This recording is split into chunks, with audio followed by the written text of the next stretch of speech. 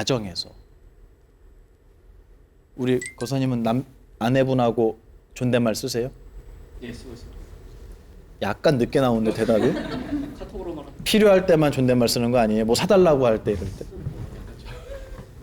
여러분, 우리 존댓말 해봐요. 이거에 대해서 굉장히 부정적으로 생각하는 분 많습니다. 저도 알아요. 이게 존댓말이 인간관계에서, 특히 가정에서 굉장히 이 부부도 그렇고 자제분들과도 그렇고 거리감을 만든다라고 생각하시는 분도 분명히 있어요. 근데 안 해보셨잖아요. 한번 하셨으면 좋겠어요. 절대 그렇지 않습니다. 그리고 결혼하신 분들도 그렇지만 이 존댓말을 사용해서 할 수 없는 말들이 있어요. 여러분이 듣기 싫어하는 말들이에요. 제가 한번 해볼게요. 1번.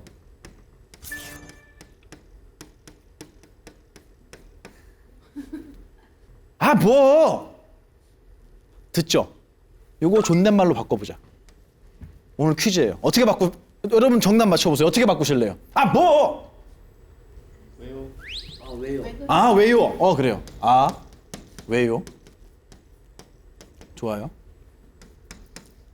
아이씨, 짜증나. 이건 어떻게 바꾸실래요? 요 뉘앙스를 살리셔야 돼요. 이거 중요한 거예요. 아, 짜증나. 이씨. 아, 뭐! 요거를 존댓말로 바꿔보자는 거예요. 어떻게? 화나요. 네, 화나요. 화나요.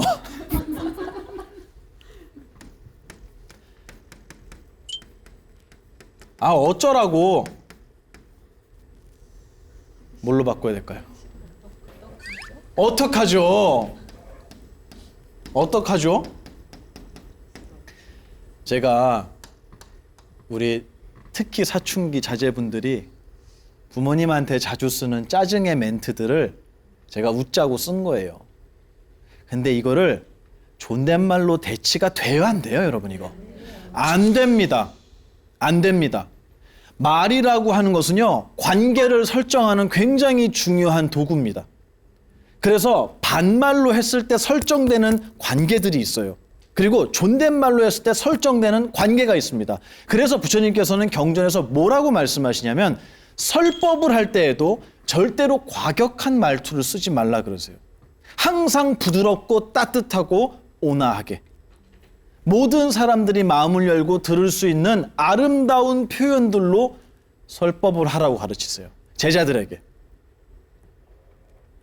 아까 그랬잖아요. 나를 찍는 도끼는 어디 있다고요? 입에 있다.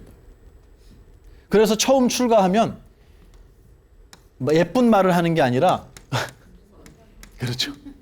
입을 닫는 연습부터 하는 거예요. 예쁜 말을 하면 100점이라고 할 때 입을 다무면 50점은 가요. 근데 입만 떼면은 파토를 내는 분들이 있어요. 내가 어떤 말을 어떻게 하느냐에 따라서 그 사람과의 관계가 만들어집니다. 제가 존댓말을 여러분에게 저는 가는 데마다 해보라고 하세요. 그리고 자제분들이 부모님께 존댓말 쓰는 거 꼭 해보라고 하고요. 그리고 부부가 존댓말 하는 거 저 정말 꼭 해보시라고 제가 추천드립니다. 물론 안 하셔도 돼요. 안 하셔도 되고, 야, 그거 엄마한테 그거 했어? 전화했어, 엄마한테? 라고 아내한테 얘기하셔도 돼요. 고르세요, 여러분. 어느 정도의 집안을 만드실지 여러분이 고르세요. 야, 저기 엄마 전화했어? 아, 내가 하랬잖아, 전화. 왜 안 해? 그럼 아내가 뭐라 그러죠? 야, 난 놀았냐? 그런 집안 만들고 싶으면 그렇게 하세요. 그리고 그거를 애들이 그대로 보고 있어요. 이번에 엄마가 실수했네. 요렇게.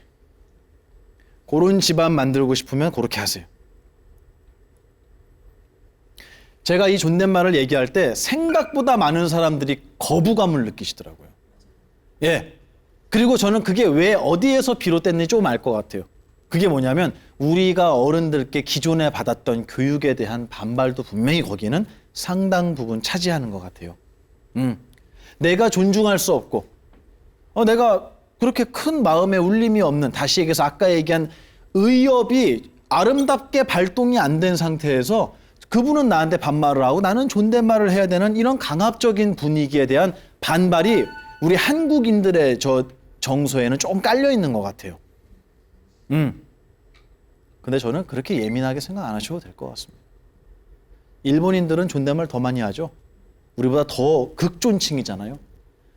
존댓말이 있다는 건 아름답고 격식 있는 문화라고 생각해요. 저는 이걸 좀 살렸으면 좋겠어요. 그리고 저는 여러분한테도 반말 안 합니다. 이거 존댓말 이거 배우셔야 되는 분들 중에 자, 이 얘기를 했더니 저희 어른들이 그러시더라고요. 스님, 불자들한테 할 게 아니고 스님들한테 하라 그래 그러시는 거예요. 왜냐하면 스님들 중에 불자분들한테 말을 놓는 스님이 되게 많아요. 근데 물론 뭐 친하고 가깝고 인연이 깊어서 그러시겠지만 저는 우리 스님들도 존댓말을 했으면 좋겠다는 생각을 좀 해요. 이거 제 개인적인 이야기입니다. 그래서 불경을 보면 불자들에게 스님이 반말로 하대하듯이 이야기하는 거 저는 거의 못 본 것 같아요. 항상 예의 있게 대하고 또 절에 찾아오는 애기들 있잖아요. 그 애기들한테도 처음 보는 애기들이 있으면 그 애기들한테도 존댓말로. 이거는 상대방을 높임과 동시에 내가 높아지는 거예요. 그래서 존댓말을 특히 부부끼리 좀 했으면 좋겠다. 근데 이게 그렇게 쉽지가 않대요. 애초부터 야자로 만났거든요. 그래서 요거를 하는 방법이 있어요. 그래서 제가 그거까지 알려드렸어요. 이렇게 한번 해보세요라고 했어요. 그게 뭐였냐면 전화 통화할 때만 해보세요라고 했어요. 전화 통화할 때만이라도 우리 존댓말 한번 해보자. 극존칭을 쓰라는 게 아니에요. 이렇게 하셨습니까? 이렇게 극존칭을 쓰라는 게 아니라 아주 편안하게 대화를 하는데 존댓말로 해보자라고 제가 이야기를 많이 하고 다닙니다. 여러분, 내 입에 도끼가 있다 그랬잖아요. 그죠?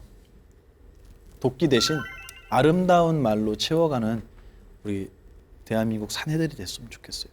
정말 예의 있고 정말 젠틀하고 정말 따뜻하고 우리 커피숍 같은 데 들어갈 때도 문 열고 휴대폰 일단 들고 들어가잖아요. 이렇게 보면서. 제가 재연해 볼까요? 제가 얼마나 웃긴지. 이러고 들어가요.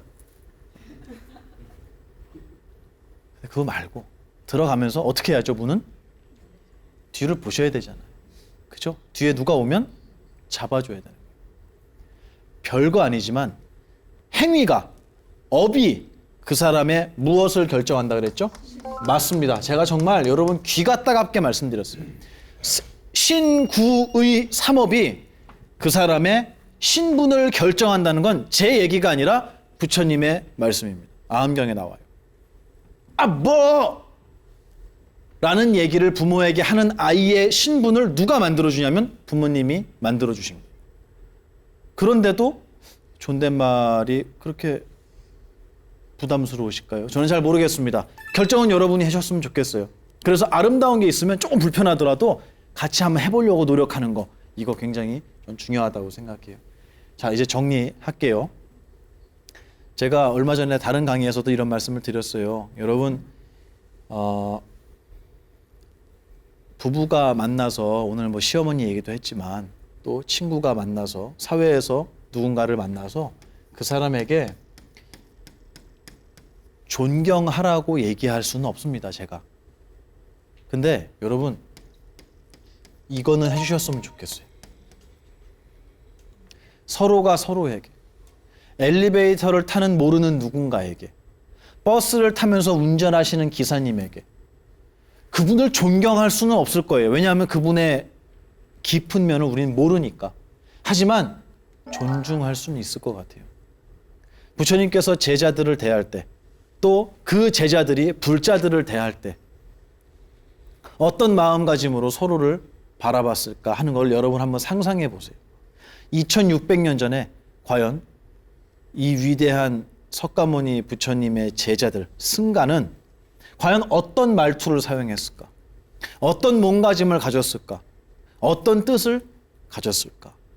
그걸 생각해 보시면 저는 오늘 이 나라의 대한민국의 사내들이 어떤 말투를 가져야 할지가 저는 나올 거라고 생각합니다.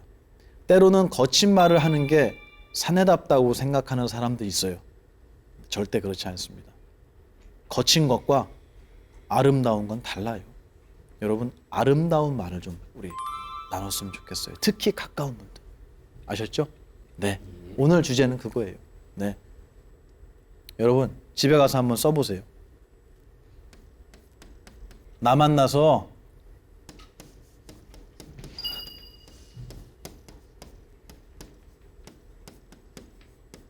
이렇게 한번 해보세요. 서로가 해보세요. 나 만나서 고생이 많아요. 이거 저희 은사 스님께서 저한테 해주신 말씀이에요. 내가 능력이 없어서, 내가 못나서 네가 고생이 많다. 참 따뜻했습니다. 그 말씀이. 우리는 무엇이든 할 수 있는 정말 위대한 존재입니다. 제가 여기서 부처님의 이 불교의 교리를 깊이 들어가진 않아요. 산해진미에서. 하지만 저는 여러분에게 그걸 알려드리고 싶었어요. 이 불가가, 이 승단이, 또 사부대중이 2600년을 흘려왔던 이 위대한 집안의 문화가 얼마나 고급스럽고 신분이 높으며 따뜻하고 유쾌한지를 설명해 드리고 싶었어요. 그리고 인도의 그 당시에 비구니 스님보다 비구 스님들이, 남자들이 훨씬 많았잖아요. 이 남성들이 불교를 이끌어오면서 만들어진 이 문화가 2000 몇 년입니까? 26년이죠. 내 오늘의 대한민국에 있어서 과연 어떤 의미를 가질 수 있는지를 저는 재조명하고 싶었습니다. 저는 이런 문화가 있는지 몰랐어요. 절에. 근데 제가 출가를 해서 이 절집안의 어른 스님들을 뵙고 수많은 스승님들을 뵈면서 제가 느꼈던 거는 따뜻함이었어요. 피 한 방울 섞이지 않았습니다, 저하고. 근데 저에게 어떻게 수행해야 되는지, 어떻게 공부해야 되는지를 알려주시고, 제가 행여나 외롭거나 슬프거나 다른 길로 가지 못하도록 어른들께서 설명해 주신 경우가 정말 많았어요. 제가 요즘에 그렇게 얘기해요. 그래서 스님, 좋은 말씀 정말 감사합니다. 잘 새기겠습니다. 제가 얼마 전에도 그 말씀을 드렸어요. 제가 싫으면 그런 얘기를 하시겠냐고요. 아무도 모르는 사람인데 서로가 만나서 서로에게 아름다운 말을 해주는 문화가 절집안에 분명히 있더라는 거예요. 이거를 전 대한민국으로 확대시키고 싶어요. 이거는 부처님 믿으란 얘기가 아니잖아요. 절에 나오란 얘기가 아니잖아요. 아, 스님들께서는 이 정말 대장부를 교육시킨 석가모니 부처님께서는 이렇게 말씀하셨구나. 이런 말투를 쓰셨구나. 그걸 배운 스님들은 서로에게 이런 식으로 대화하셨구나. 불자들에게 이렇게 이야기하셨구나.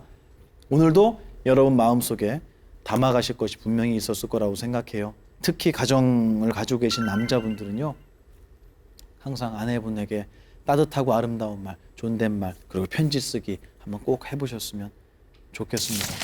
삼업에 대해서 조금 여쭤보고 싶은 게 있는데, 업이라고 하는 게 이제 의업이 가장 중요하다고 얘기했는데, 지금 이렇게 생활을 하다 보면 순간적으로 이제 못된 생각을 하게 될 때가 있습니다. 특히 뭐 아까 전에 뭐 얘기를 했을 때 갑자기 차가 뭐 갑자기 깜빡이 없이 들어오거나 뭐 이랬을 때, 아, 저런 차 사고 나야지, 이런 마음속으로 이제 그런 식으로 이제 못된 생각을 하게 되는데, 이런 것도 다 의업을 짓는 거라고 지금 생각이 드는데, 이런 의업이 자꾸 생활하다 보면 저한테 자꾸 쌓이게 되는데, 이거를 또 어떻게 해소를 하는 게 맞는지, 그리고 이거를 좀 더 좋은 방향으로 해결할 수 있는 방향에 대해서 좀 더 스님의 고견을 여쭤보고 싶습니다. 네, 감사합니다. 차 끼어드는 거를 이제 예를 드셨잖아요. 근데 그거 말고도 평소에 이제 어떤 상황에서 마음이 훅 하고 동요할 때가 있어요. 그죠? 근데 참 신기한 게요. 부처님께서 의업을 강조하셨다 그랬잖아요. 근데 과보를 생각하면 어느 게 클 것 같아요? 신구의 삼업 중에 어느 게 클까요? 신업이. 그렇죠. 신업이 제일 커요. 과보만을 본다면. 그래서 뜻이 일어난다고 하더라도 일어났던 그 뜻을 내가 잘 갈무리를 하는 거예요. 일단 지금 말씀하신 것처럼, 네, 아, 나 이러면 안 되는데, 발견하는 거예요. 자기 마음을. 사실 그게 첫 번째인 것 같아요.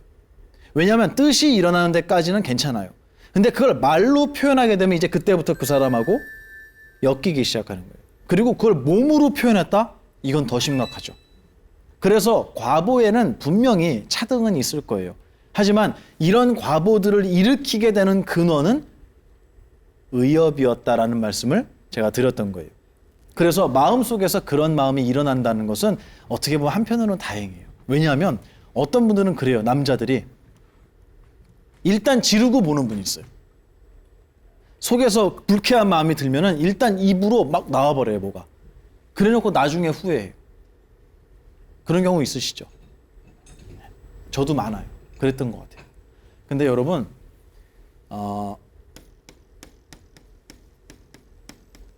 이 시무도라는 그림이 있습니다. 아세요? 네. 절에 가면은 벽화에 많이 그려져 있어요. 그래서 소를 찾는 10장의 그림이에요. 근데 이게 우리가 공부를 해나가는 순서를 설명하기도 해요. 참 아름다운 그림이에요. 절집안에 많이 그려져 있습니다. 근데 이제 소를 찾는데 제일 먼저 이 사람이 해야 될 게 뭘까요? 소를 잃어버렸다는 사실을 아는 거예요.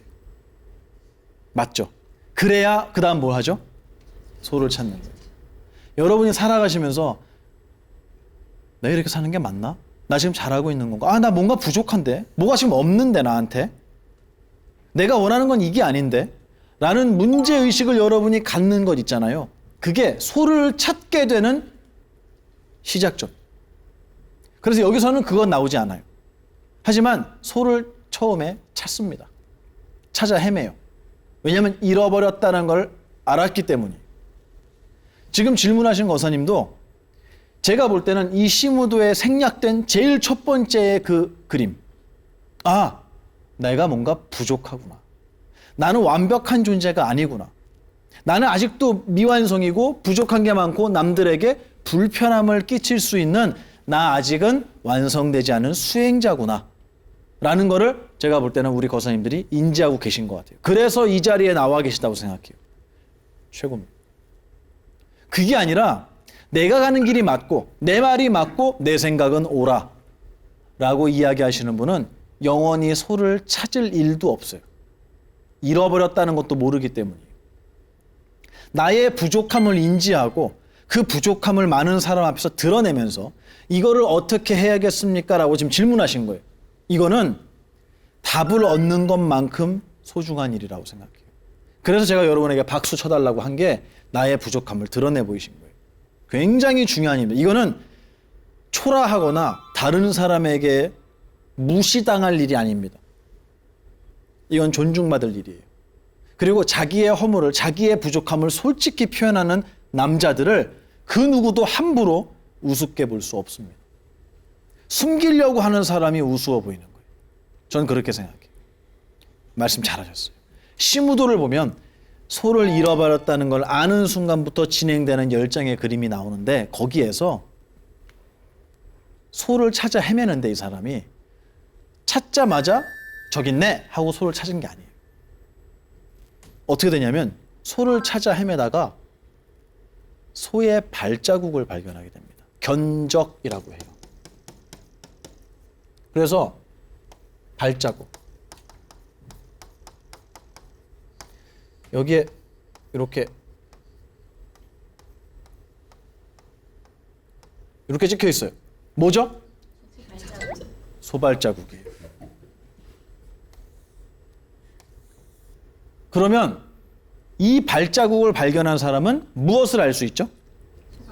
소가 가는 방향을 알아요. 그죠? 아, 소가 이쪽으로 갔구나. 알아요. 근데 소 보였어요? 안 보였어요? 아직? 안 보였습니다. 하지만 소가 갔던 방향을 알아요. 그리고 발자국이라고 하는 거는요. 소가 지나가고 나서 찍혀요? 아니면 소가 가기 전에 찍혀요? 지나가고 나서 찍혀요. 중요한 부분이 이게. 지나가고 나야 발자국이 남습니다. 그래서 경전에서 발자국이라는 것은 우리의 기억, 과거를 의미합니다. 맞죠? 소가 지나가고 나야 발자국이 찍히는 거예요. 이게 견적이 시무도에 제가 알기로는 2번째인가 그래요. 맞죠? 두 번째 맞을 겁니다. 소를 발견하지 못하고 소의 발자국을 발견하는 거예요. 다시 얘기해서 지나간 과거를 보는 거예요. 그게 뭐냐? 마음속으로 그 생각을 일으켜 놓고 이렇게 생각하는 거예요. 아, 나 또 그렇겠네. 또 그 생각했네. 아, 나 또 화냈네. 요거는 화가 일어날 때를 본 거예요? 일어나고 난 뒤를 본 거예요? 발자국을 보신 거예요. 잘못됐습니까? 수행에 아주 지극히 정상적인 수순을 밟고 계신 거예요. 그건 문제가 아니에요. 물론 공부해서 점점 알아가야 될 부분이 많이 있지만 굉장히 정상적인 수행의 방법을 지금 걸어오고 계시다는 얘기를 제가 드리는 거예요. 근데 이런 공부를 하면서 내가 마음의 화를 강의 몇 번 듣고 없앨 수 있다고 생각한다거나 오랜 수십 년을 해왔던 나의 습관들을 막말을 뱉거나 함부로 행동하는 거를 강의 몇 번 듣고 뚝 끊을 수 있다고 생각하는 사람들은 큰 착각이에요. 그게 아닙니다. 처음은 배운 바대로 행동을 할 수가 없습니다. 우리는. 그래서 배운 반 여기 들어있는데 나의 입과 몸은 따로 놀아요. 다중이에요. 그래서 옛날 습관대로 행동하고 말하고 난 뒤에 어떻게 하냐면 아차. 아, 또 그렇게 했네. 아, 또 그랬네. 아, 또 짜증냈네. 아, 또 말 함부로 했네. 요거 한 3번, 4번 반복되잖아요. 그러면 이게 어떻게 되는 줄 아세요? 아차가 이렇게 돼요. 아, 나는 왜 이러지? 아, 나는 진짜 정말 글러먹은 놈인가 보다. 나는 수행자가 아닌가 보다. 나는 왜 이렇게 배웠는데 왜 자꾸 옛날로 돌아가지? 왜 저질러 놓고 나중에 후회하지? 그게 정상이라고. 그 말씀을 드리는 거예요. 수많은 공부를 하시는, 마음 공부를 하시는 이 땅에 수많은 수행자들이 계신데 저는 그분들께 꼭 말씀드리고 싶은 거예요. 정상이라고, 그게. 배운 바대로 잘 안 되는 게 정상이에요. 근데 문제는 뭐냐면 배운 바대로 잘 안 됐다라는 사실을 인지하고 있느냐라는 거예요. 근데 인지하셨잖아요. 그죠? 그러니까 질문을 했단 말이에요. 매우 훌륭합니다. 원래 그런 겁니다. 처음에는 공부를 하면서 아, 그렇게 하지 말아야지라는 걸 배워요. 하지만 옛날의 습관이 그대로 남아서 반복할 수밖에 없어요. 이제 발자국을 보는 단계예요. 아, 내가 또 그렇게 했구나. 그러면 그 다음은 뭘까요, 이제? 이제 소를 찾게 돼요. 소를 찾는데 다 찾는 게 아니고요. 여기 이렇게 나무가 있거든요. 근데 여기에 이게 뭐예요? 누가 봐도 소꼬리죠? 소궁뎅이죠? 이렇게 찾는 거예요. 네. 찾는 거예요, 드디어. 이거를 견우라고 합니다. 소를 발견한다. 발견해도 전부를 다 왔나요? 아니에요. 엉덩이만 보고 이제 따라가기 시작하는 거예요. 내 그동안의 어리석음이 항상 앞서가요. 습관대로. 점점 따라가는 거예요. 발자국만 보다가 이제는 엉덩이까지 봤어요. 그리고 나면 뭐냐면 득우라고 해서 소를 잡습니다. 드디어. 잡아요. 그리고 나면 소를 올라탑니다. 그리고 집으로 돌아와요. 기우귀가라고 합니다. 요 시무도의 하나하나가 지금 우리가 이 법을 공부하는 것도 똑같은 방식으로 진행되고 있다고 보여주고 있는 거예요. 아셨죠? 그러면 거사님이 아, 난 자꾸 이렇게 마음에서 그런 게 일어나고 나서야 알고 공부한 대로 봐지지가 않는데 라고 질문을 하셨지만 그 다음 단계가 뭘까요, 이제? 발자국을 발견하는 다음 단계. 엉덩이 보시는 거예요. 가까워질 거예요. 요거를 저희 스승님께서는 어떻게 표현하셨냐면 옛날은 생각을 저질러 놓고 생각을 해놓고 아, 나 또 그랬네 이렇게 됐는데 생각이 일어나려고 궁뎅이를 들썩거리는 게 보여 이렇게 표현하셨어요. 우리끼리 얘기예요. 스님들끼리 얘기예요. 옛날엔 번뇌가 일어나면 아, 이걸 어떻게 없애지 이렇게 했었어요. 근데 그게 아니라 평소에 번뇌가 없다가 어느 순간 번뇌가 팍 일어나요. 누군가가 미워져요. 그러면 아, 내가 또 제대로 보지 못하고 내 마음을 관조하지 못하고 또다시 옛날 습관으로 돌아갔네? 그거는 발자국을 보는 거예요. 근데 그 단계가 지나가면 생각이 일어나려고 궁뎅이를 들썩거리는 게 보여라고 하셨어요. 전 고사님 그렇게 될 거라고 믿어요. 반복하는 방법밖에 없습니다. 네, 이거는 제가 어떤 엄청난 방편을 들여서 한 방에 이런 걸 다 뛰어넘고 다 해결하고 이 단계를 마지막까지 뿅 간다? 글쎄요. 그 정도의 근기와 그릇이 있는 분들이 계신지는 모르겠습니다만 저는 안 되더라고요. 저는 부족해서 그런지 잘 안 돼요. 저는 매우 차근차근 했어요. 정말 수많은 시간을 스님들하고 같이 지냈고요. 수많은 시간을 혼났습니다. 그리고 내가 발견하지 못했던 부분을 발견했고 또 발견한 부분을 다시 생각하고 또 생각하고 또 생각하고 글로 쓰고 일기로 남겼어요. 그러면서 한 걸음씩 저는 나아갔던 것 같아요. 제가 지금 서 있는 자리가 어딘지는 잘 모르겠습니다만 저도 역시 이랬었어요.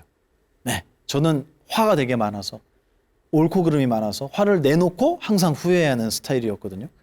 근데 요즘은 그러지는 않는 것 같아요. 화를 내놓고 수습하려고 했던 기억은 별로 없습니다. 제 기억이 잘 안 나요. 언제인지 그게.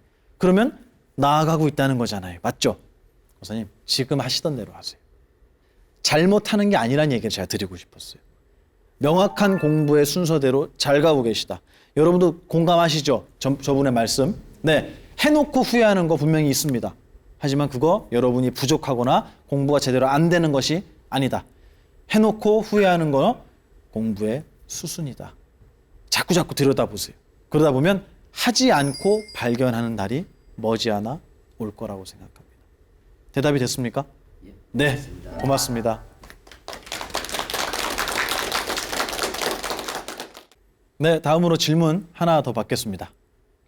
약간 어리석은 질문일까 또 생각을 하다가 예수님께 편하게 말씀드리는데요. 제가 최근에 어떤 뭘 배우는 이제 그런 교육 모임이 있었는데 맛있는 약밥과 그 음료수를 들고 갔었거든요. 그 매우 비싼 음료수를 들고 가서 그 봉사하시는 분이 몸이 안 좋아서 그분이 좀 먹고 힘냈으면 좋겠다 생각해서 그분 거를 챙겼어요. 그리고 약밥은 사람들하고 나눠 먹으려고 들고 갔는데 유독 어떤 한 사람이 제가 들고 온 그 음료수를 안 이쁘게 확 이렇게 개봉한 다음에 다 사람들한테 나눠주고 마시고 그리고 약밥을 혼자 다 먹는 거예요. 마음으로는 보시를 해야지 그러면서 이제 좋은 마음을 가지려고 했는데 그게 계속 거슬리는 거예요. 그러면서 그 사람이 제게 이제 그 사람이 들고 온 곶감을 줬는데 한 입을 먹었는데 상한 거예요. 근데 이거를 티를 낼 수가 없어서 혼자 그냥 조용히 이렇게 먹고 일부를 쓱 티 안 나게 그 사람이 기분이 나쁠까 봐 이렇게 버렸는데 이런 거는 저는 배려를 하고 있는데 상대방은 되게 당연한 것처럼 그리고 좀 이렇게 함부로 대하는 것들의 태도가 눈에 자꾸 보여서 그게 계속 거슬려서 내가 너무 또 분별을 하고 있구나 이 생각이 좀 들었습니다. 아까 처음 질문하시면서 그러셨어요. 좀 어리석은 질문일 수 있다라고 얘기하셨는데 저는 그렇게 생각해요. 우리 우문현답이란 말 있잖아요. 그죠? 근데 어리석은 질문은 저는 없다고 봐요. 질문이 어떻게 어리석을 수 있죠? 모르는 거지 그냥. 모르는 거에 어리석고 지혜로운 게 있나요? 전 그렇게 생각합니다. 질문은 그냥 질문이에요. 어리석은 질문은 없어요. 그러면 어리석은 무엇은 있을까요? 대답은 있을 수 있어요. 어리석은 답변은 있을 수 있어요. 그래서 어리석다라는 얘기는 저에게 해당하는 거예요. 답을 하는 사람에게 해당하는 거지 질문자는 절대 어리석을 수 없다. 그러니까 용기 내서 하시라고. 그 말씀 먼저 드리고 싶었어요. 그 맛있는 약밥하고 비싼 음료수를 사가는데 혼자 그걸 다 까갖고 드셨다고요? 되게 배가 고프셨나 봐요. 근데 제가 볼 때 포인트는 그렇게 다 까먹은 게 문제가 아니라 그걸 보고 내가 한마디를 했어야 되나? 그 갈등이 있으셨던 것 같아요. 들었을까요, 그분이? 그러니까 얘기를 안 하셨을 것 같아요. 부처님의 제자분들 중에 스님들을 정말 많이 비난했던 제자가 있었어요. 특히 부처님의 큰 제자들을 굉장히 많이 제가 볼 땐 질투인 것 같아요. 비난을 해서 지옥에 떨어졌다라고 하는 제자가 있었어요. 근데 부처님께서 이 제자를 아무래도 뭐 훈계도 하시고 그러셨겠지만 많은 이 10대 제자들이 그 스님의 행방에 대해서 현재 그 겪고 있는 고통에 대해서 이 스님을 걱정을 했나 봐요. 경에 보면은 종기가 생겨서 죽었다고 나와요. 지옥으로 떨어졌다.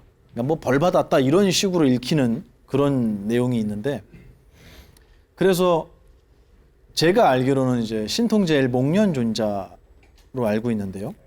정확하지는 않습니다. 맞을 거예요. 이 목련존자가 지옥을 찾아갑니다. 왜냐하면 이 목련존자를 제일 많이 비방했거든요, 이분이. 그 나에 대한 오해를 좀 풀어라 라고 얘기를 하고 싶으셨는지, 그래서 그분이 지옥에를 찾아가시는데, 가서 이제 이분을 면회를 한 거예요, 쉽게 얘기하면. 근데 이분이 나와서 얘기를 합니다. 제가 목련인데요, 제 욕을 좀 많이 하셨다면서요. 근데 저는 괜찮습니다. 저는 용서합니다. 그리고 너무 고통받지 않았으면 좋겠어요. 뭐 이런 좋은 얘기를 하셨나 봐요. 근데 이 스님이 이 목련존자를 보자마자 어떻게 했을까요? 또다시 욕을 한 거예요. 너 때문에 내가 여기 와 있다고 지금. 그 얘기를 끝내자마자 이 스님의 혀를 뽑아서 쟁기로 갈았다라는 얘기가 나와요. 이건 뭐냐면 구업의 과보를 얘기한 거예요. 말을 뱉자마자 또다시 구업의 과보를 받게 되었다. 아무런 소득도 없이 돌아왔어요. 무슨 뜻일까요?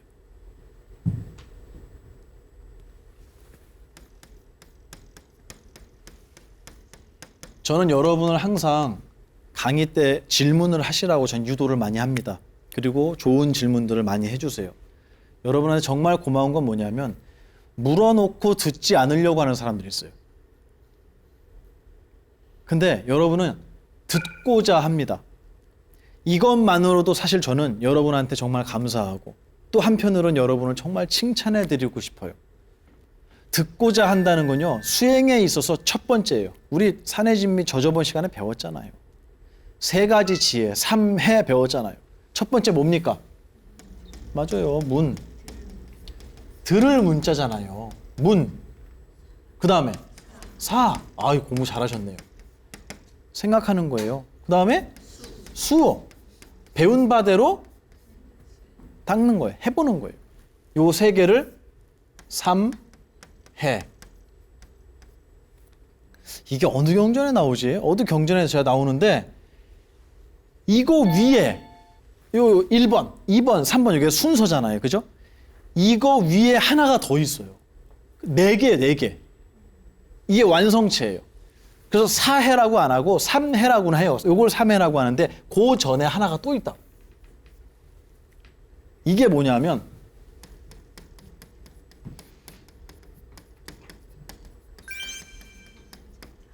선지식을 찾는 마음. 이거예요. 선지식을 찾는 마음을 갖고 만나고 나면 듣고 사유하고 배운 바대로 수행, 닦아나간다라는 얘기가 나와요. 죄송하지만 그 약밥을 혼자 다 먹으신 분이 요 4가지 중에 어떤 것을 갖추고 계셨죠? 글쎄요. 저는 잘 모르겠습니다. 그분을 비난하는 게 아니라 이 땅에 수많은 사람들이 과연 이 4가지 중에 어떤 거를 갖추고 있는지 전 잘 모르겠어요. 무언가를 닦으려고 해도 닦을 것이 없어요, 나한테. 깨달음이 없는 거예요. 무언가를 내 머릿속에 깨달으려고 해도 들은 바가 없어요. 들으려고 해도 누가 없다고요?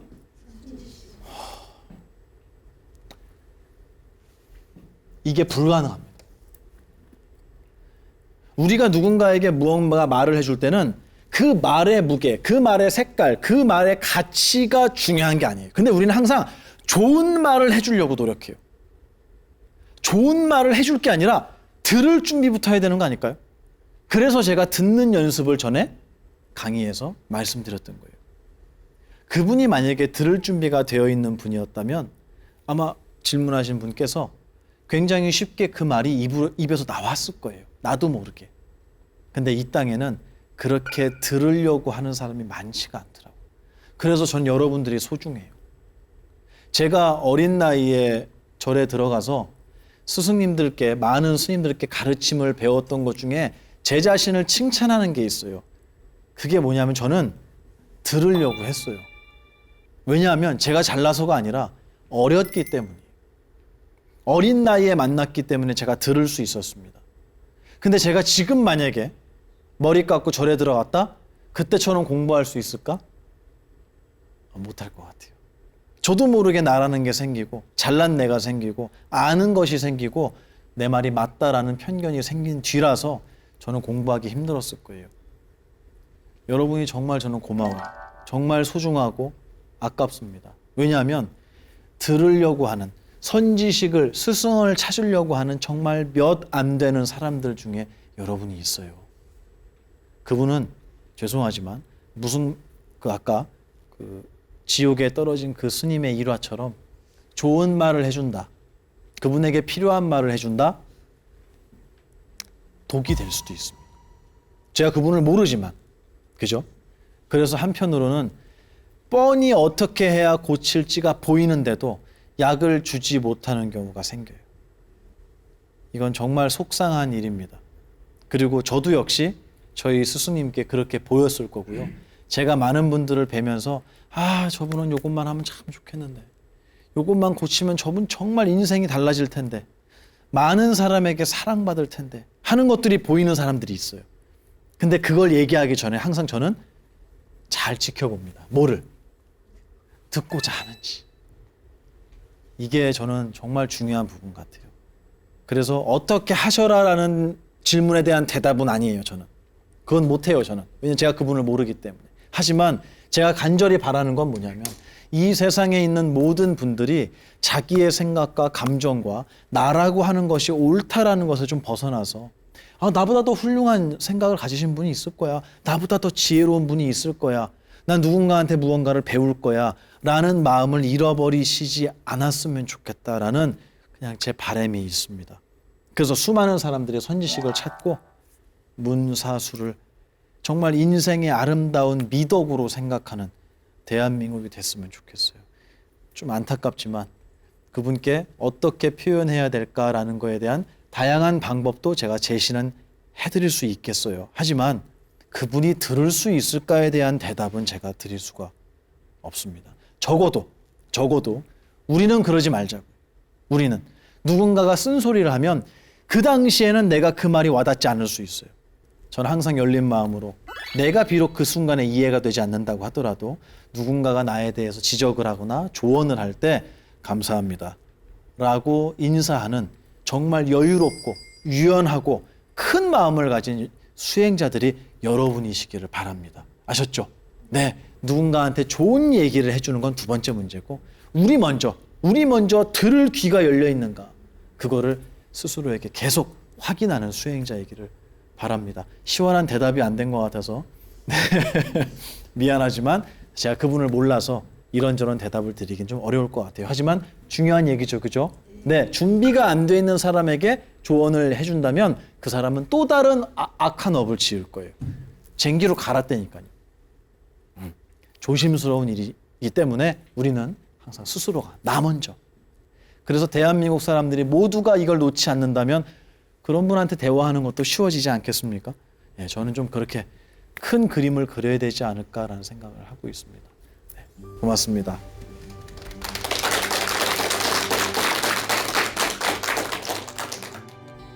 나의 부족함을 이야기하는 건요, 부끄러운 일이 아닙니다. 이 남성 불교 심리학 사내 진미를 진행하면서 제가 항상 우리 남성분들은 왜 이렇게 멋이 없어요, 못났어요 하고 제가 농담 삼아 말씀드리지만 그렇다라는 사실을 스스로가 인정하는 순간 여러분은 정말 멋져질 거예요. 정말 자유로워질 겁니다. 나의 부족함을 발견하고 드러내는 것은 절대 부끄러운 일이 아니다라는 얘기를 오늘 마지막으로 드리고 싶었어요. 우리 조금 더 솔직해지자고요. 오늘 주제가 소통이거든요. 예. 대화가 안 되는 사람들, 특히 자식들 있잖아요. 이게 부모 자식 간에, 특히 오늘 사내진미니까 남성분들이죠. 그래서 자제분이 계신가요? 예. 남성분들이 자제분들하고 대화가 안 되는, 이 대화가 단답형으로 2단어 이상 넘어가질 않는 이런 문제에 대해서 어떻게 해야지 좀 편안하게 대화를 이어갈 수 있을까, 이런 이제 문제를 가지고 오늘 주제를 꾸려봤는데, 대화의 어떤 방법을 얘기할 건 아니고요. 그 전에 제가 아까 말씀드린 것처럼 우리는 저 밑바닥에 신뢰가 있어야 돼요. 그리고 상대방이 나를 알고 나에 대해서 또 스님이 알고 계시다라는 이 서로에 대한 이 귀한 어떤 소통이 전제돼야지 그 다음에 대화가 되는 것 같거든요. 그래서 오늘 제가 시작부터 장난을 좀 쳐봤습니다. 막 그런 얘기 들었어요, 얼마 전에. 스님, 방송에서는 되게 유쾌하시고 막 텐션도 엄청 넘치시고 하는데 사석에서 뵈니까 기운이 하나도 없으신 것 같아요, 이렇게 얘기하는 분이 있어요. 네, 진짜예요. 기운이 하나도 없어요, 제가 사석에서는. 그리고 제가 말을 잘 안 합니다. 혹시 아시는 분 계신가요? 저는 사석에서는 말을 거의 안 해요. 원래 제 성격이 좀 그런 것 같아요. 근데 이제 카메라 앞에 서고 여러분하고 이야기할 때는, 예전에 제가 어릴 적에 저희 큰 스님께 공부를 배웠던 그 시절이 여러분 얼굴을 보면, 여러분 눈을 보면 많이 떠올라요. 그때 생각이 나서 저도 모르게 기뻐지기도 하고 때로는 또 울컥하기도 하고 그런 생각이 참 많이 드는, 저에게는 참 큰 수행의 시간입니다. 예, 이렇게 카메라 앞에 서는 시간이. 저는 제 부족함과 제 허물, 이런 것들을 사실 숨기고 싶지는 않아요. 저도 아직 수행자이고, 저도 이 수행의 길을 걷는 똑같은 출가자 중에 한 명으로서 제가 걸려 넘어진 그 어떻게 보면 부끄러운 그 흔적들을 저는 무언가로 덮어놓고 싶지가 않습니다. 오히려 나는 걸어오다가 이 자리에서 넘어졌어요. 그러면 무슨 얘기죠? 여러분은 어떻게 하라는 얘기죠? 그렇죠. 여러분은 여기서 똑같이 걸려 넘어지지 마시라고 이야기하는 그런 걸로 저는 써먹고 싶어요. 누군가에게 존경받고 싶은 꿈도 없었고요, 저는. 그리고 여러분이 이렇게 사랑해 주시니까 정말 감사하긴 하지만 저는 여러분의 사랑을 위해서 출가한 것도 아니었잖아요. 이미 저는 출가의 목적을 저희 큰 스님께, 어른 스님께 확인했고, 그리고 그 길이 얼마나 행복한지를 경험해서 오늘 여러분에게 이렇게 말씀드리게 됐습니다. 귀한 자리 함께 해주셔서 감사드리고, 여러분과 저와, 여러분은 보만 스님이 날 기억할까 하시지만 제가 기억 못하는 경우 많아요. 저 사람 얼굴을 잘 기억을 못해요. 이름은 더 기억 못하고 억지로 기억을 해도 매칭은 더 안 돼요, 이게. 그러니까 좀 이해해 주세요. 그래도 제 기억에 여러분의 모습이, 씨앗이 심어졌을까요, 안 심어졌을까요? 심어졌죠. 그럼요. 무조건 심어집니다. 제가 기억나지 않는다고 해도 여러분과 함께했던 이 시간에 대한 씨앗은 제 마음속에, 기억 속에 분명히 심어져서 우리 다음 생에도 이렇게 만날 거예요. 저는 분명히 믿습니다. 그 걱정하지 않아요. 그래서 제가 여러분을 잊고 또 여러분이 저를 잊으셔도 괜찮습니다. 우리는 수행자의 길에서 다시 만날 거라고 생각해요. 제가 PD님하고 또 여기 관계자분들하고 이런저런 사석에서 얘기를 하다가 이쪽이 그 얘기 좀 해주세요 라고 하신 부분이 있었어요. 그래서 방송에서 이 얘기를 하는 건 제가 조금 조심스럽기도 하지만 용기 내서 말씀을 좀 드려보고 싶어요. 뭐였냐면 청송교도소에 교정위원이라는 게 있습니다. 아시죠? 네. 민간 뭐 종교인이라든가 아니면 뭐 지식인들이 또 교육인들이 교도소에 들어가셔서 여기 계시는 이제 재소자분들 있잖아요. 이분들을 위해서 교정 교화의 목적으로 활동을 하시는 분들을 교정위원이라고 불러요. 그리고 그거는 교정위원분들은 이제 법무부에서 이제 위촉을 합니다. 이렇게 해주십시오 하고 부탁해서 하는 이런 교정위원이라는 게 있는데, 제가 청송교도소에 6년 동안 강의를 했었어요. 무슨 얘기를 해드리고 싶었냐면, 이 청송교도소에서 제가 첫 번째 강의를 했을 때예요. 첫 법회. 거기 자리에 강당이 꽤 큽니다. 강당에 꽤 많이 나왔어요. 그 불자들이 한 200명. 저희가 간식을 가져가면은 190개 이상을 항상 해갔거든요. 그 정도 나와서 이제 강의를 들으시는데 첫 번째 제가 가서 강의를 했었던 그 날이 기억이 나요. 여러분처럼 쭉 앉아 계셨는데요. 강의가 끝나고 나서 법회가 끝나고 나서 제가 항상 질문을 받습니다. 질문하실 분 손 들으세요. 그랬더니 한 분이 되게 용감하게 손을 탁 드시는 거예요. 그래서 예, 말씀해 보세요. 그랬더니 그분이 제가 표정과 자세까지 한번 따라해 볼게요.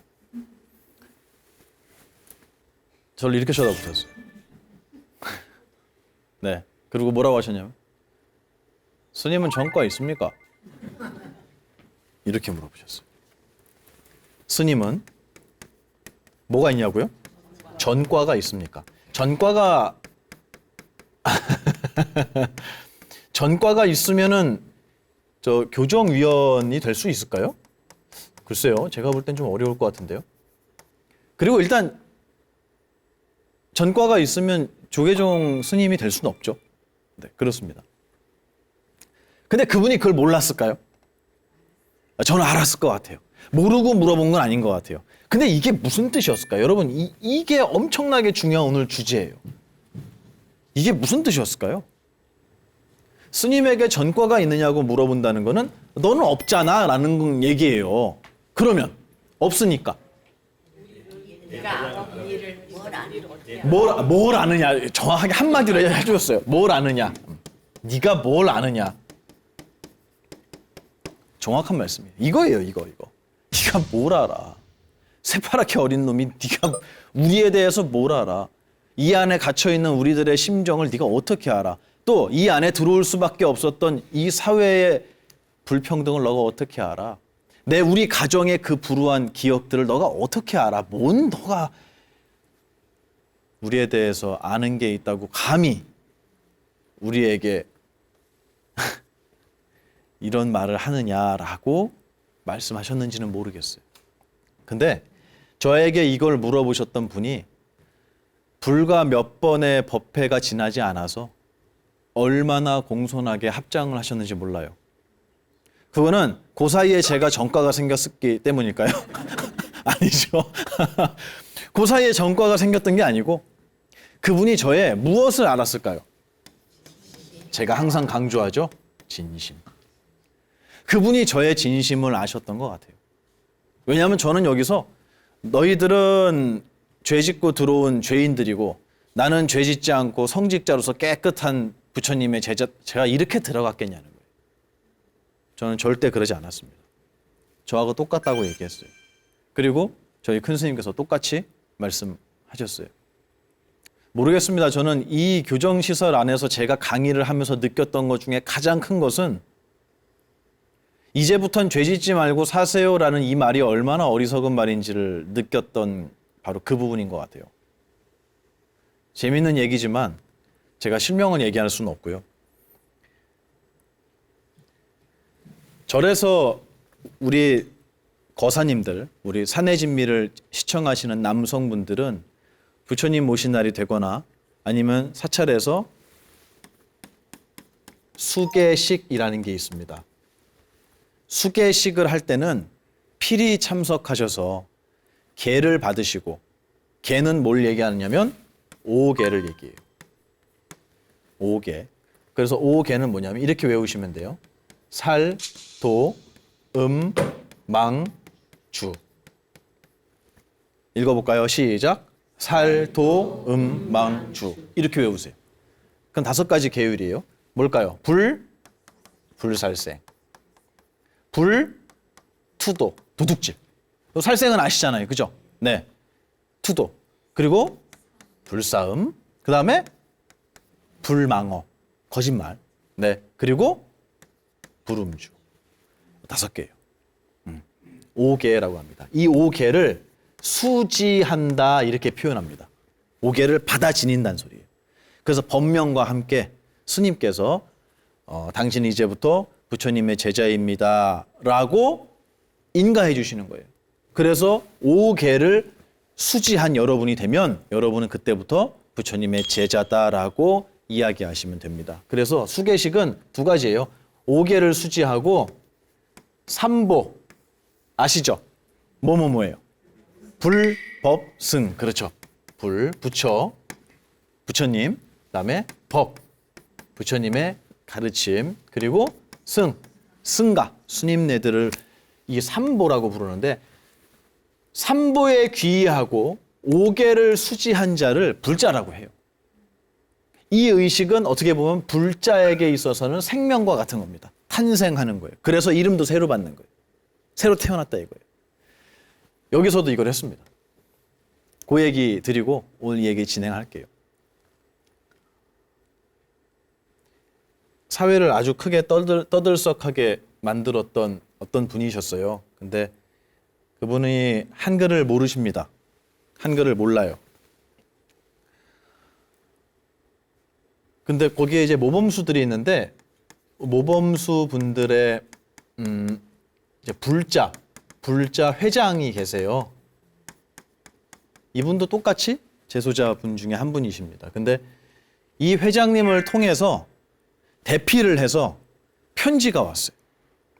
그분이 그 사회적으로 그 이슈가 됐던 그분이. 근데 그분이 아주 끔찍하게 누군가를 살해한 죄로 이제 그렇게 들어가게 되셨는데 어쨌든 근데 대피를 해서 보냈어요. 내용은 뭐였냐면 저도 부처님의 제자가 되고 싶습니다.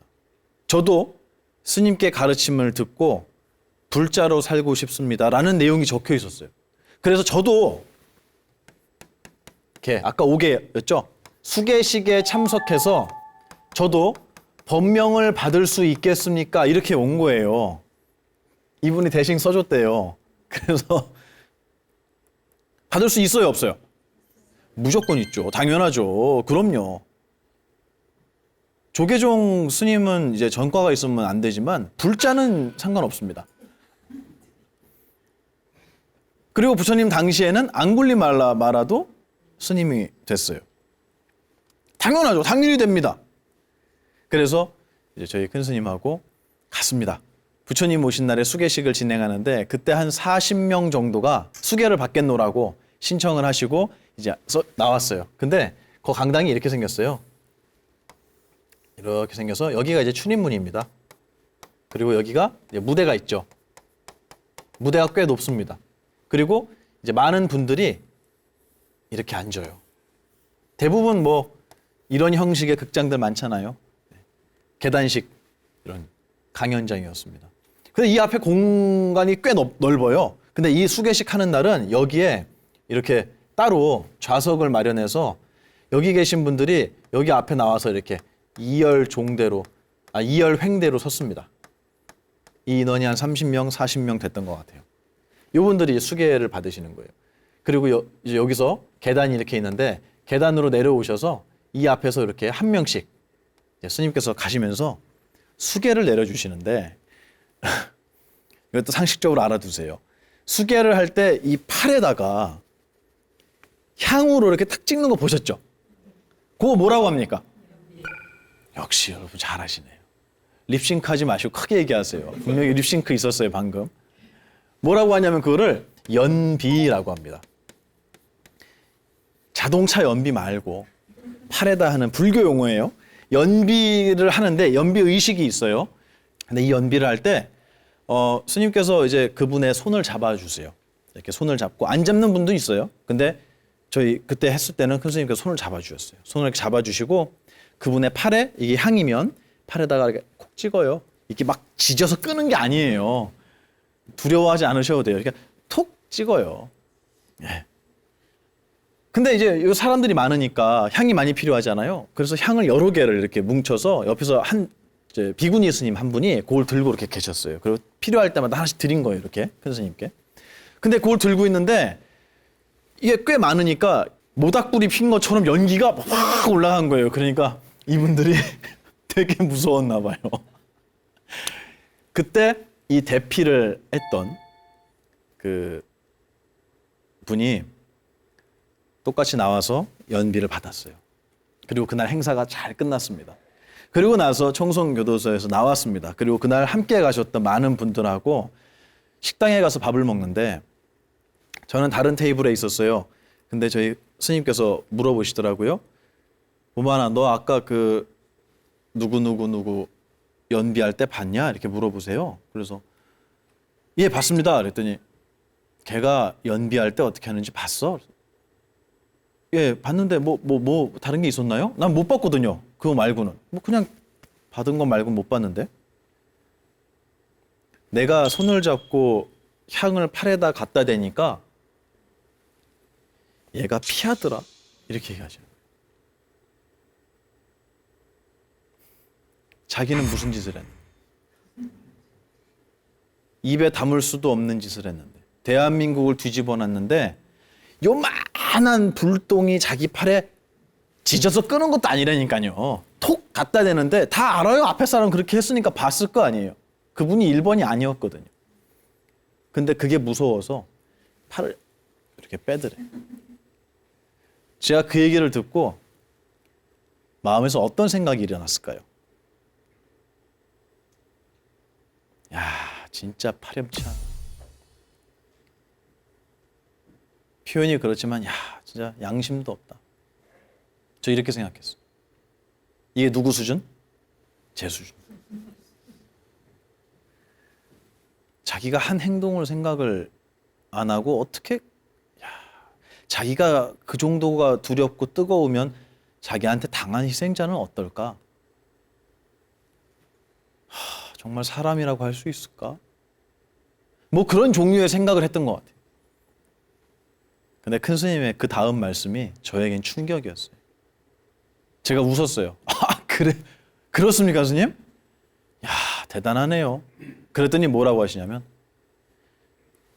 걔가 악인이냐? 이렇게 물어보시는 거예요. 저는 이 말씀이 너무 충격적이었어요. 걔가 악인이냐? 이렇게 물어보시는 거예요. 그래서 그게 무슨 말씀이지? 악인 맞잖아요. 요만한 불똥이 무서워서 팔을 빼는 애가 악인이냐고. 제가 아무 대답도 못했습니다. 그랬더니 뭐라 그러시냐면 내 눈에는 악인이 아니고 애기야. 아무것도 모르는 불쌍한 애기야. 자기의 마음속에 일어나는 매 찰나 일어나는 사사로운 감정과 생각을 모두를 다 자기로 삼고 있는, 단 한 번도 그 생각과 감정이 너가 될 수 없다라는 이 부처님의 교육을, 이 위대한 교육을 단 한 번도 들어본 적이 없는 그냥 애기. 내가 기분 나쁘면 화내고 슬프면 울고 짜증나면 다른 사람에게 해코지하는 애기. 내 눈엔 이렇게 보여라고 하셨어요.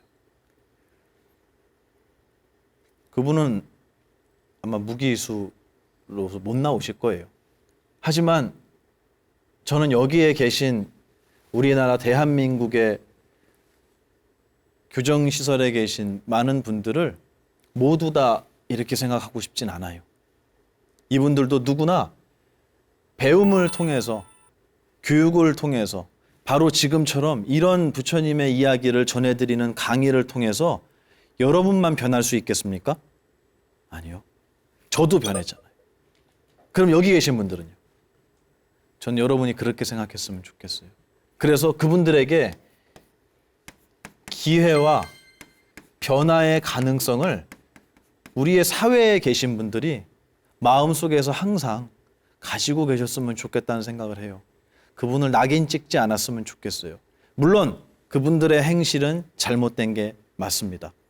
그래서 거기에 대한 죗값을 치르고 계신 건 맞아요.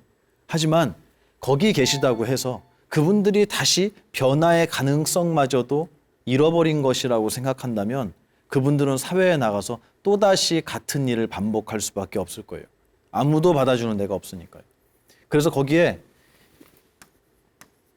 30대 초반 이 거사님이 한 분 있었어요. 머리를 저보다 더 짧게 밀어갖고 제가 혹시 스님이시냐고 제가 여쭤봤어요. 그때 막 웃는 거예요. 자기도 30대 초반이에요.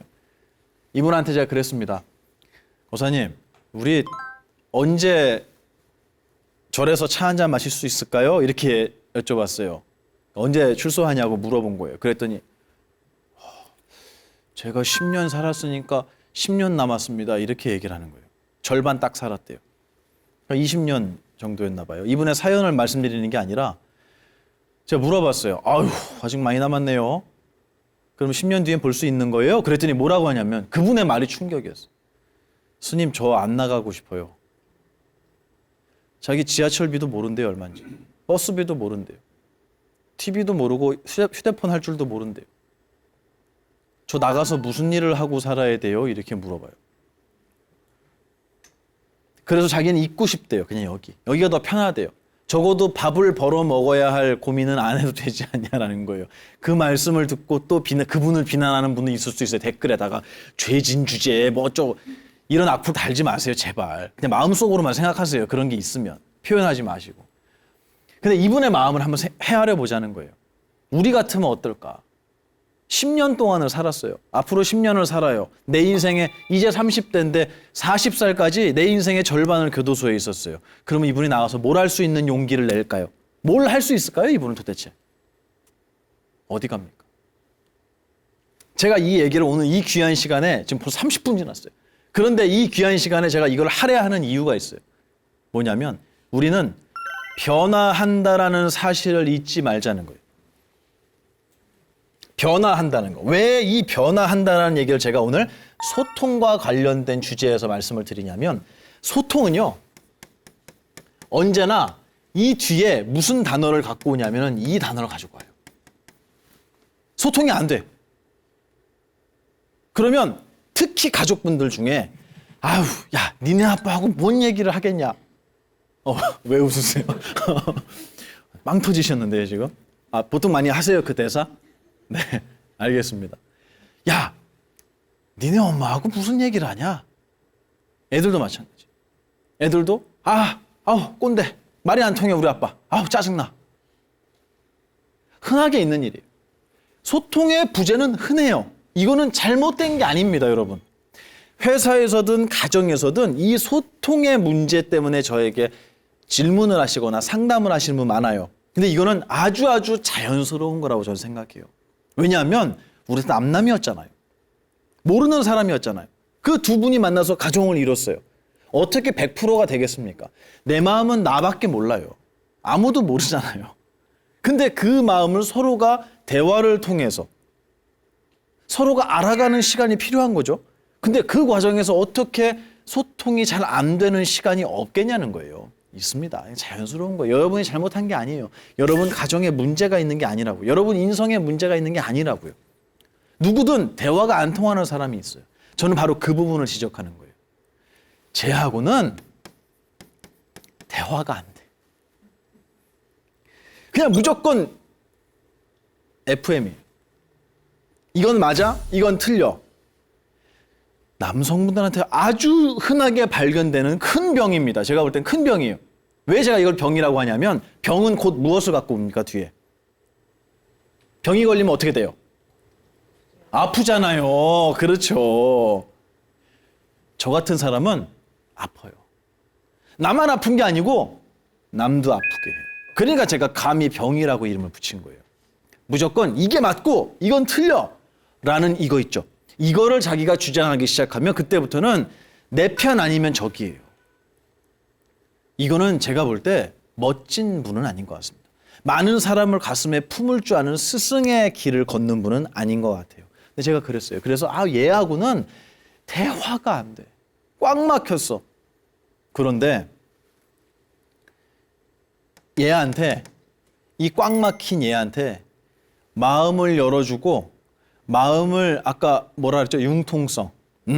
아주 유연하게 바꿔준 분이 있어요. 누굴까요? 맞아요. 제 스승님이에요. 우리 큰 스님들이에요. 저는 이놈이 바뀐 게 제일 신기해요. 여러분 바뀐 것보다 이놈이 바뀐 게 제일 신기해요. 저는 이렇지 않았어요. 제 개인적인 얘기지만 이렇지가 어떤 거냐고요? 그냥 전체를 보시면 돼요. 근데 다른 사람이 서 있다고 보시면 돼요. 전 이렇게 웃으면서 얘기할 줄도 몰랐고요. 남을 보면 항상 이 부족하고 모자란 것부터 발견했어요. 그래서 아마 옛날에 보만이가 여기 서 있잖아요. 그럼 일단 자세부터 교정을 해드렸을 거예요. 진짜 나쁘죠. 진짜 이 나쁜 말로 멋대가리가 없어요. 아우 정말 저의 모습을 보면은 옛날 모습을 떠올리면 극혐이에요 진짜. 아우 생각하고 싶지도 않아요. 그리고 얘가 바뀔 거라는 가능성은 저는 더욱더 안 갖고 있었어요. 근데 바뀐 거예요. 아직도 멀고도 멀었지만 어찌됐든 지난날의 이놈을 보면 정말 다른 사람이 됐다고 생각해요. 그리고 그 다른 사람이 됐다라는 그 세월 동안의 과정이 있지 않겠어요? 그 과정을 저는 하나도 빠짐없이 지켜봤습니다. 외면하지 않았어요. 아, 나 그런 거 못해. 전 이게 너무 싫었어요. 그게 아니라 나에게 무엇이 잘못된 거고 무엇이 부족하고 그리고 저 어른께서는 나에게 도대체 무엇을 말씀하고 계신 건가를 저는 눈도 깜빡거리지 않고 쳐다봤던 것 같아요. 너무 고치고 싶었어요. 이런 제가 정말 못마땅했습니다. 마음에 안 들었어요. 불만족이었어요. 여러분은요?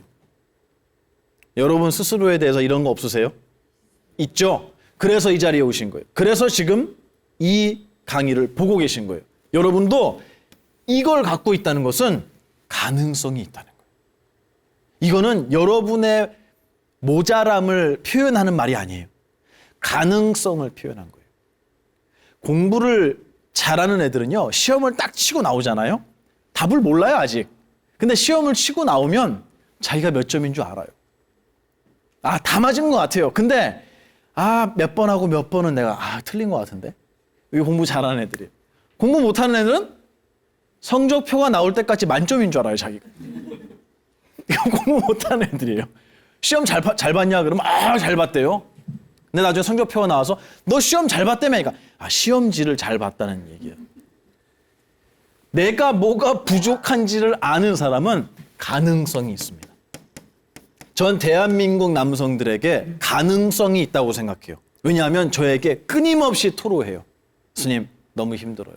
스님, 제가 스스로가 너무 한심해요. 스님, 제가 왜 이런 모습으로 살아야 되는지 모르겠어요. 스님, 매일매일 슬퍼요. 외로워요. 이건 뭐냐면 자기의 가능성.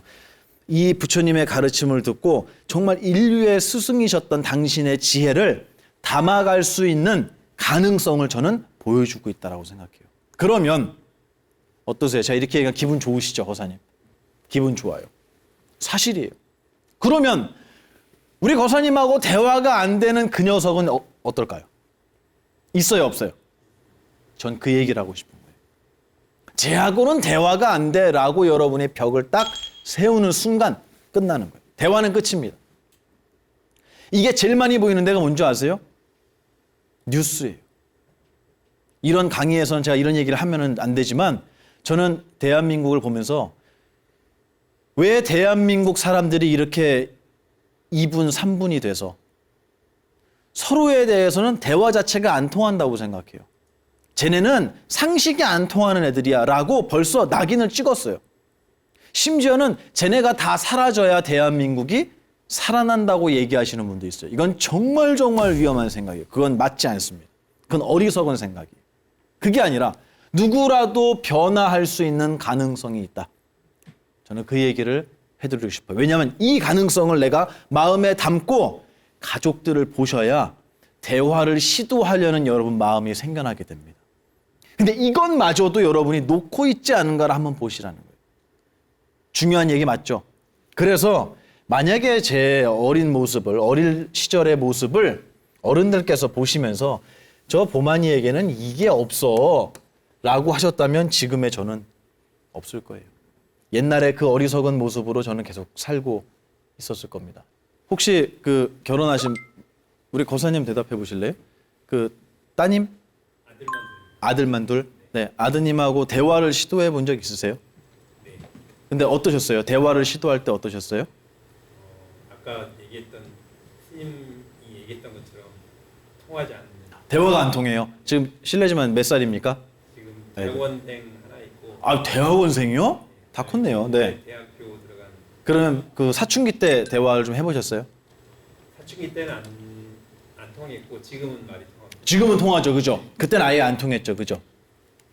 자, 그 얘기를 드릴게요. 어떤 분이 딸이 하나가 있었어요. 근데 이 딸을 이제 엄마가 있고 아빠가 있겠죠? 엄마가 있고 아빠가 있고 딸이 있는데 이 딸을 엄마가 대부분 다 케어를 한 거예요. 그래서 아버지는 얘가 뭐라고 얘기하냐면 저분은 생물학적 아버지래요. 이렇게 얘기해요. 그 친구가 직접 얘기한 거예요. 생물학적인 아버지지 내 마음속에 저분이 아버지라는 어떠한 자리를 차지하고 있는 것 같지는 않다라고 그 친구가 사춘기 때 얘기했습니다. 지금은 달라졌겠죠. 성인이 됐으니까. 그러니까 이분에게 이런 마음을 갖고 있다라는 거를 엄마는 알 거 아니에요. 그러니까 불안해진 거예요. 그래서 아버지하고 딸하고 같이 있는 시간을 좀 만들어줘야겠다. 소통할 수 있는 자리를 만들어줘야겠다. 그래서 쉬는 날 엄청나게 설득을 한 거예요. 그래서 이렇게 둘이 밖에 나가서 연극을 보고 공연을 보고 그다음에 점심을 먹고 그리고 차를 마시고 귀가하는 이 일정을 이 엄마가 다 짜준 거예요. 그리고 예약도 엄마가 다 해줬어요. 연극도 엄마가 예약해줘요. 점심 먹을 장소도 엄마가 예약해줘요. 찻집도 엄마가 다 알아줬어요. 여기서 여기 가면 된다고. 그리고 귀가는 몇 시까지 하면 된다고 다 일정을 다 짜준 거예요. 그러니까 아버지가 어떻게 했을까요? 가겠다고 했어요. 아버지가 어떻게 했을까요? 이거 듣고. 아니 내 딸하고 나가는데 뭐 그런 것까지 정해주세요. 내가 알아서 할게요. 너무 신경 쓰지 말아요 그거. 이렇게 했을 것 같죠? 아니. 그 다음에 어디 가야 돼? 여기서 여기를 어떻게 가야 되는데? 당일날이 됐습니다. 딸을 데리고 연극을 보러 갔어요. 그리고 끝나고 나서 야 연극을 봤으니까 이제 식당을 가자. 식당을 막 찾아가요. 운전을 해서. 갔어요. 밥을 먹었어요. 딸하고. 야 밥을 다 먹었으니까 이제 엄마가 알려준 데가 찻집이 여기 근처래. 찻집으로 가요. 그리고 나서 차 마시고 나서 집으로 돌아왔어요. 자, 그리고 나서 제가 얘를 만났습니다. 그래서 물어봤어요. 연극 보러 갈 때 차에서 아버지하고 무슨 얘기했어? 한마디도 안 했대요. 그리고 연극 끝나고 점심을 먹으러 가서 무슨 얘기했냐니까 뭐 먹을래? 라고 얘기했대요. 점심 먹고 나서 찻집에 가서 무슨 얘기했어? 왜 이렇게 잘 알아요? 뭐 마실래? 학교 생활 재밌니? 뭐라 그럴까 이가? 네. 공부는 어때? 힘들지 않아? 네. 오늘 어떻게 하루 재밌었어? 네. 집에 돌아오는 차 안에서 무슨 얘기했냐고. 한마디도 안 했어요. 이 부녀가 그날 피곤했을까요? 말을 얼마 안 해서 안 피곤했을까요? 극도로 피곤했을 거예요. 그 시간이 너무 불편한 거예요. 왜냐면요. 아버지도 그렇고 딸도 그렇고 대화하는 법을 배우질 못했어요. 근데 이거는 사실은 대화하는 법이 따로 있진 않습니다. 내가 좋아하는 사람하고 만났는데 무슨 대화하는 법이 필요해요? 그냥 막 아무렇게나 떠들잖아요. 맞죠? 카페 가면 막 4시간씩 떠들잖아요. 그죠? 그거 써 있더라고요. 카페 가니까 4시간 이상 수다를 떨 때는 음료를 하나 추가로 좀 주문해달라고 써 있었어요. 제가 그걸 보면서 옆에 있는 스님한테 아니 4시간 넘게 떠들어요? 그랬더니 스님 잘 모르신다고. 4시간 아무것도 아니라는 거예요. 좋아하는 사람하고 만나면 대화하는 법이 필요가 없습니다. 근데 왜 그럴까요? 가장 사랑하는 관계 아닐까요? 근데 왜 대화를 못 할까요? 아버지가 딸을 사랑하지 않아서? 그런 것 같진 않아요. 왜 그럴까요? 왜 대화가 안 될까요? 뭐라고요? 안 해봐서. 그렇죠. 왜 안 하게 됐을까요? 나쁜 습관이 있어요. 아휴, 엄마한테 가. 그런 모든 것들을 엄마한테 미루고 있지는 않은가 한번 생각해 봐야 돼요. 첫 번째로는. 그래서 이 대화라고 하는 것은요. 특히 자제분들과의 대화라는 거는요. 제가 이거를 저는 결혼은 안 했고 자식이 없지만 왜 아냐면은 출가를 하게 되면은 출가한 상태에서 이 역할을 해주시는 분들이 생겨요. 절집안 안에 계세요. 그 스님들과의 대화가 출가한 사람한테 있잖아요. 그 스님과의 대화가 하루아침에 한 번에 만들어지는 게 아니라는 걸 저는 배웠어요. 이거는 시간이 필요해요. 굉장히 중요한 부분입니다. 이거는 공을 들여야 돼요. 특히 부모와 자식 간의 관계에서 대화라는 건요. 한순간에 어느 날 빵 하고 터지듯이 되는 게 아니고요. 어릴 적부터 대화의 습관, 대화의 길이 만들어져야 돼요.